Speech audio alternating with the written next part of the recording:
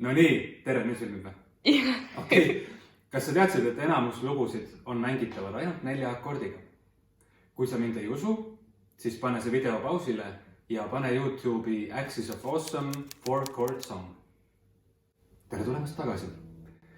Tänases tunnis õpime me, mis need 4 akordi on ja kuidas neid kitarril mängida. Tunni lõpuks oskad sa midagi sellist.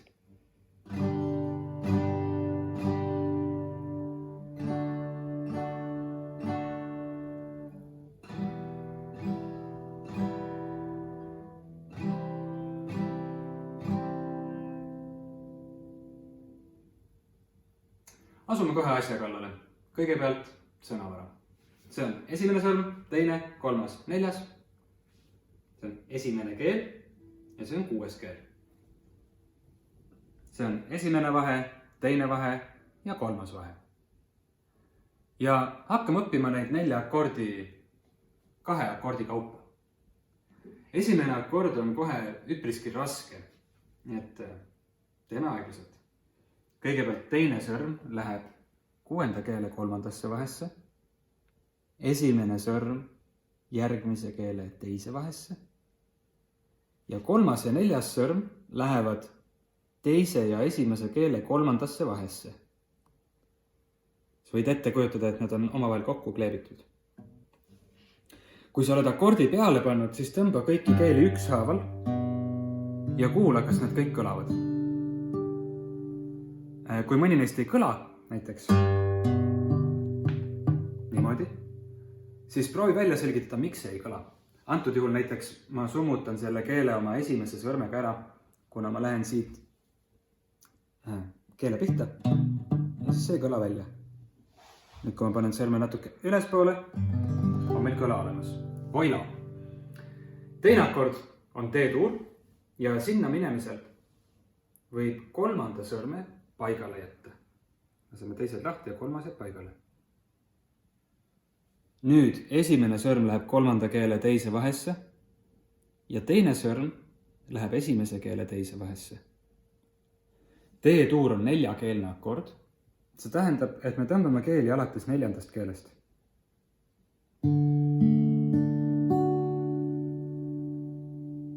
Kui saad siit kõla kätte, siis proovi akordide vahetust. Võtta alguses oma aeg. Pane akord peale, kontrolli, et kõik keeled kõlaksid. Ja siis D-tuuriga.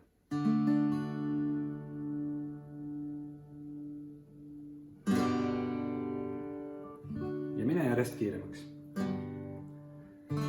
Nüüd veel üks tüüpviga, ma räägin tüüpvigadest hiljem. Cut it out. Nii, järgmine vahetus on siis E-moll ja C-tuur. E-moll on palju lihtsam kui G-tuur. Esimene sõrm läheb 5. keele 2. vahesse ja teine sõrm tema alla. See on 6-keelne akord, see tähendab, et tõmbame siin 6 keelt. Ja E-mollist me läheme edasi C-tuuri ja selle jaoks jätame jälle teise sõrme alla, ülejäänud sõrmed laseme lahti. 3. sõrm läheb 5. keele 3. vahesse ja esimene sõrm läheb 2. keele 1. vahesse. C-tuur on 5-keelne akord, nüüd tõmbame 5 keelt.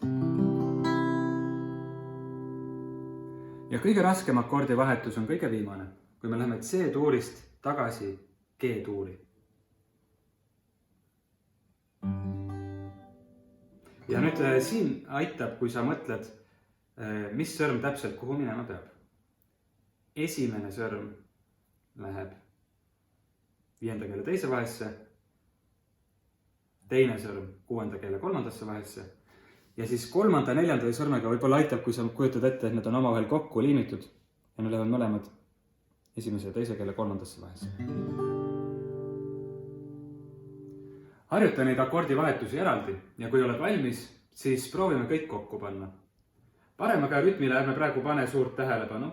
Välja arvatud see, et tõmbame iga akordi 3 korda. 1, 2, 3, 4. on paus, mille ajal me võime akordi vahetada. Ja siis vahetame akordi ära. Et kokku on mingi mingi 1, 2, 3, 4,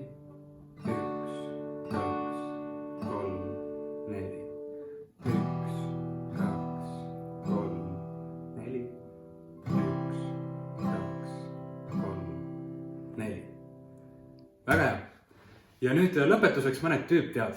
Kui sa avastad, et sul mõni keel ei kõla kaasa, siis enamasti see on 2 põhjusel. Esiteks sellepärast, et su sõrm summutab keele ära.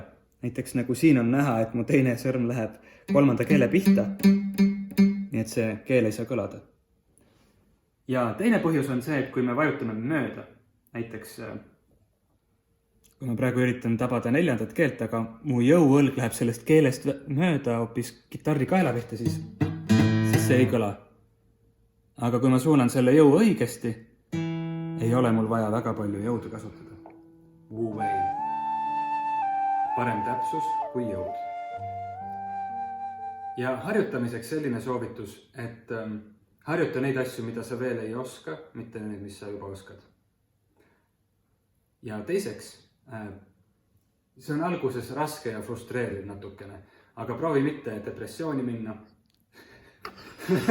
Depressioon, antud hetkel on depressiooniks palju paremaid põhjusi kui see, et su G-tuur välja ei tule. Ja naudi harjutamist. Lõpeta harjutamissessioon millegi lihtsaga, näiteks E-molli ja C-tuuri vahetusega. Kui sul on küsimusi millegi kohta, siis kirjuta need kommentaaridesse. Kui sul oli sellest tunnist kasu, siis palun telli see kanal, jaga seda oma sõpradega. Ja kui sa tahad finantsiliselt toetada mu tööd, siis mulle saab kohvi osta aadressilt www.coffee.com/Taavihk. Aga seda tee ainult juhul, kui sul on praegu ohutuseis, sest et mine sa tea, mis juhtuma hakkab. Ja kui sa tahad eriti lahke olla, siis võid mulle saata ühe vetsupaberirulli aadressile Vanakuu 617. Aitäh vaatamast, järgmise korrani!